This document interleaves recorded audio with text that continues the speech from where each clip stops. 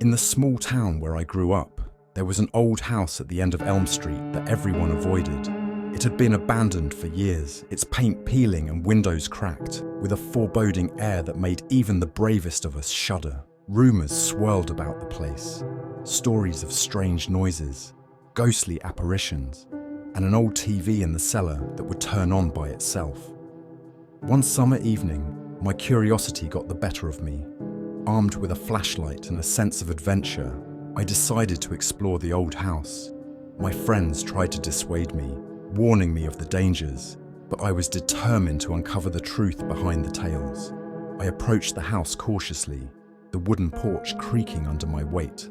The front door was unlocked, swinging open with a haunting groan. Inside, the air was thick with dust and the scent of mildew, the darkness oppressive and all-consuming. The rooms on the main floor were empty, save for a few pieces of decaying furniture and remnants of the past. Cobwebs draped from the ceiling like ghostly veils, and the floorboards creaked ominously with each step I took.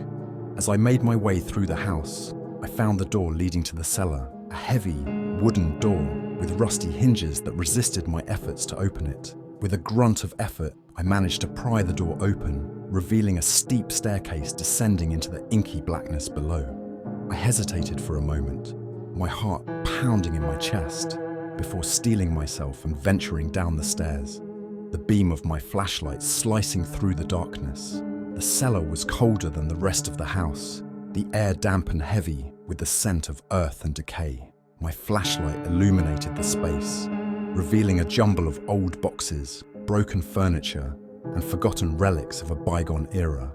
And there, in the far corner of the room, stood the old TV, a bulky, antiquated set with a cracked screen and dials encrusted with grime. As I approached the TV, a chill ran down my spine. The air seemed to grow colder, and an uneasy feeling settled over me like a shroud.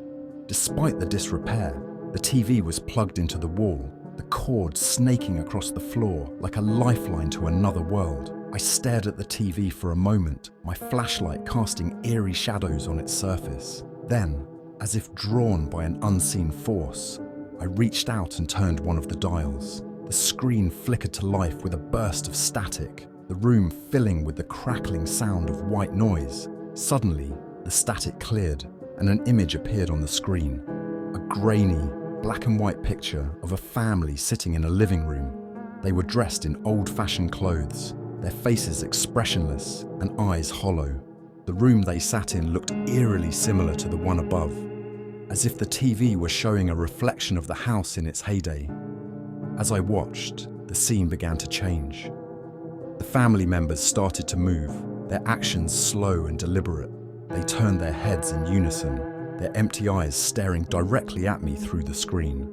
A sense of dread washed over me, and I took a step back, my heart racing. Then, without warning, the image on the screen shifted again. The family disappeared, replaced by a close-up of a single eye, wide and unblinking, its gaze piercing through the screen and into my very soul. I could feel its cold scrutiny, as if it were looking into the deepest recesses of my mind.